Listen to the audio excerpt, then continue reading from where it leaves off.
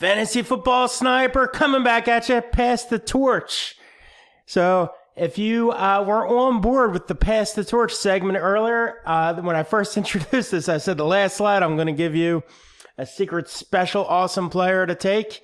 I guess I should have realized this was going to take me more than one segment, so I still haven't had the big reveal. That's going to still come on the last slide of pass the torch wide receivers. And I don't know if this segment's going to be one or two. So I'm going to knock it out today. Make sure you get the picks that you need to be successful in your league. Make sure you stick around to the end. All right, pass the torch wideouts. Pass the torch is when you have somebody entrenched as the starter, usually an older veteran, and you have a young upstart contender looking to take over that job. Because, in football, especially running backs, they cycle quickly. Wide receivers can definitely last a whole lot longer. That makes them a safer pick in fantasy drafts. If you're on the fence between DeAndre Hopkins and who else would be in there? Melvin Gordon or whoever would be towards the middle end of the first round.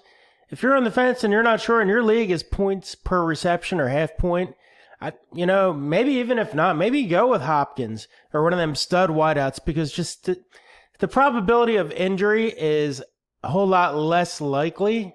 With wideouts, running backs just drop like flies. I think you're going to have a 50-50 chance of getting a bust. In those first couple rounds, those running backs are going to miss time. It's just the brutal nature of the game. Wideouts, I trust a whole lot more.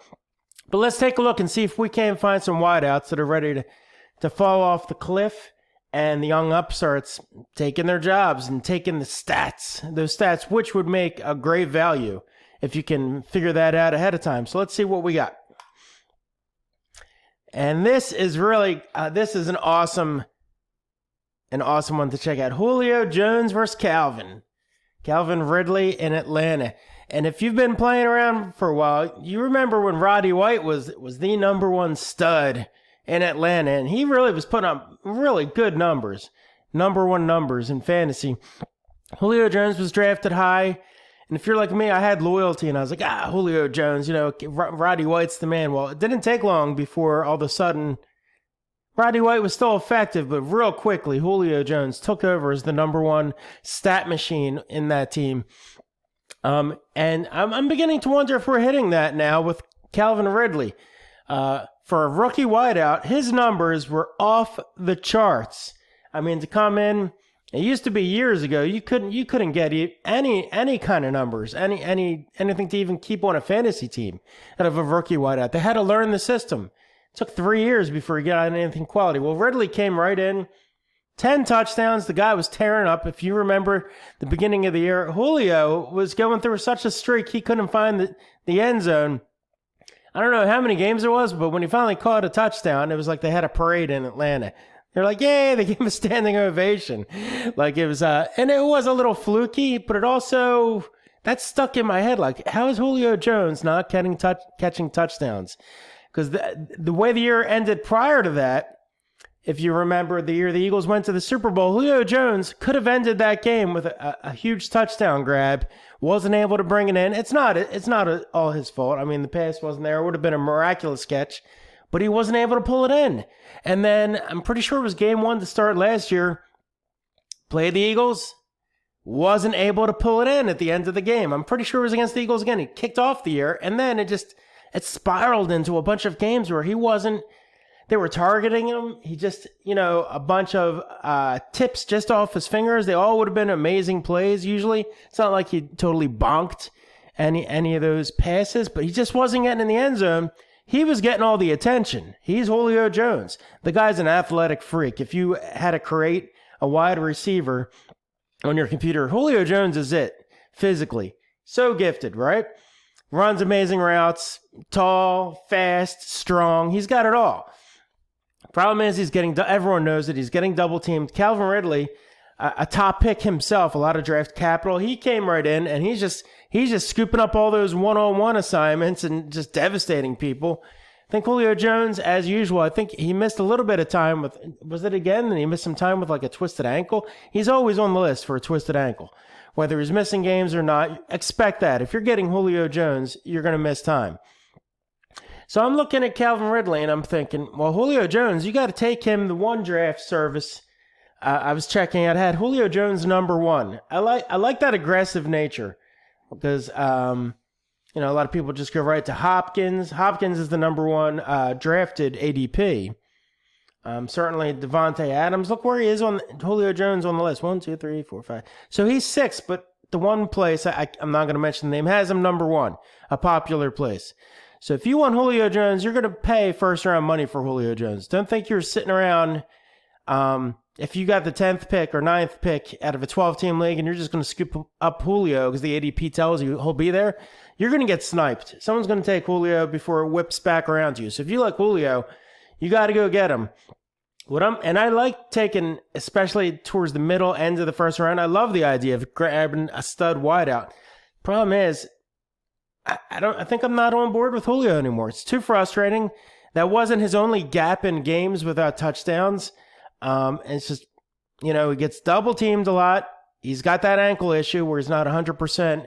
And then I look at Calvin Ridley. 5'9" is actually a really fair price to pay.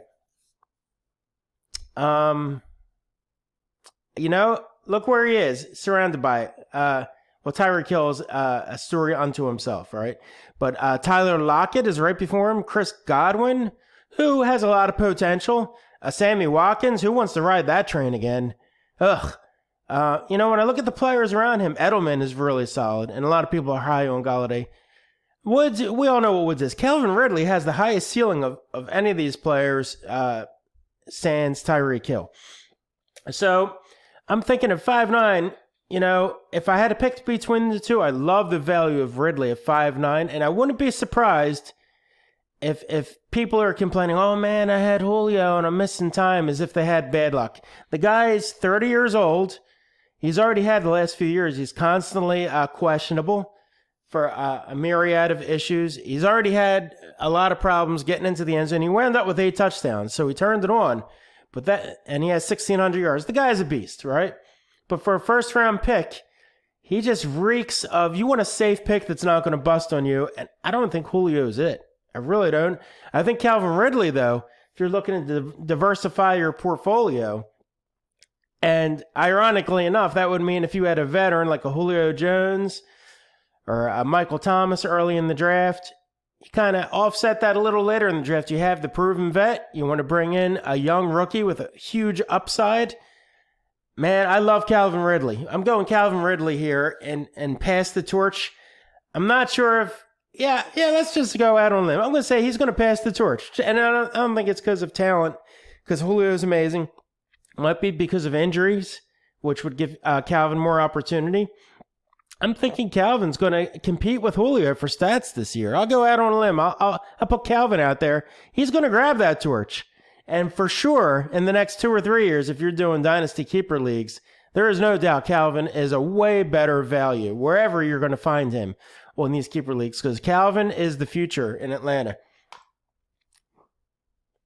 Oh, man, I just did 8.5 minutes on the Atlanta Falcons, but I was really excited about that slide. All right, the Raiders, Antonio Brown, and Tyrell Williams, who came from the Chargers.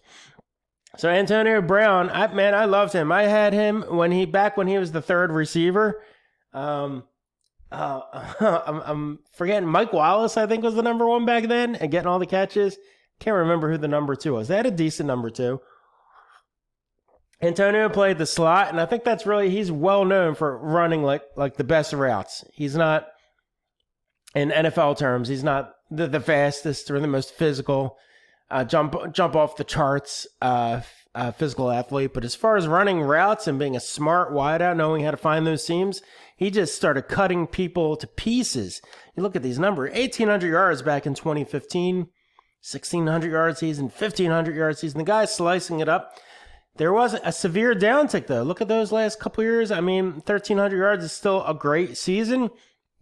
But if the eye test tells me Juju Smith-Schuster he was the better wideout in Pittsburgh. And if you're Pittsburgh, you know, it's like, how do you let go Antonio Brown? Well, I think he's got to be 30 by now.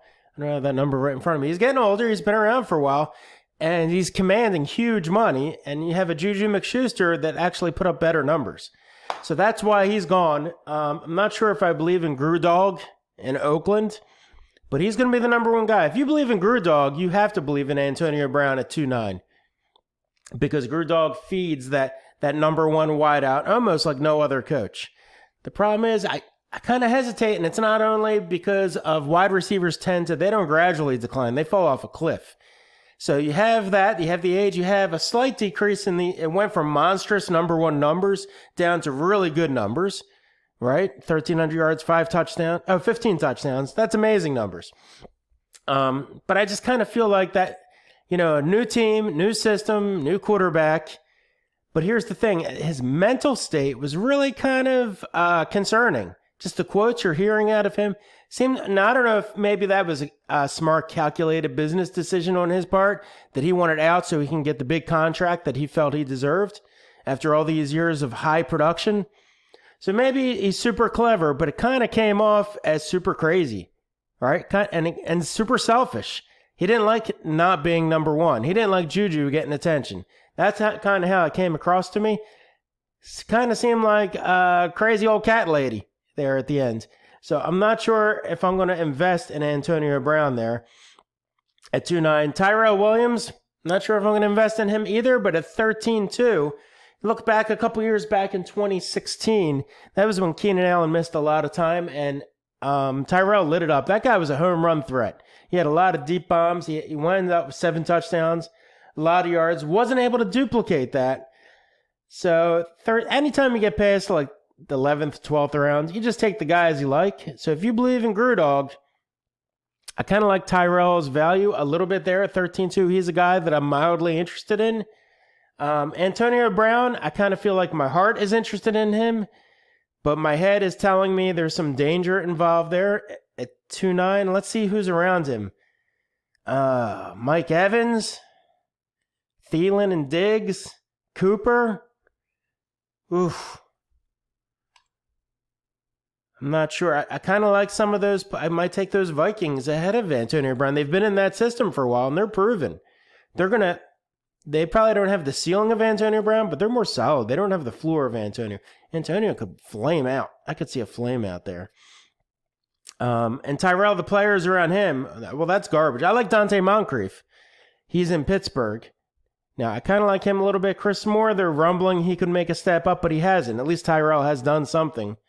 So the players around Tyrell Williams are really kind of garbage. So I guess give me the garbage that can hit the long touchdown bomb as opposed to the garbage who has never done it. Like Chris Moore, they're all talking about it. Maybe he makes that leap. He's a second or third year guy. He could make that leap. He's going to get the opportunity, but give me Tyrell Williams in that scenario. All right, we're going to end this up, and I'm going to continue this segment because I like to keep these less than 15 minutes.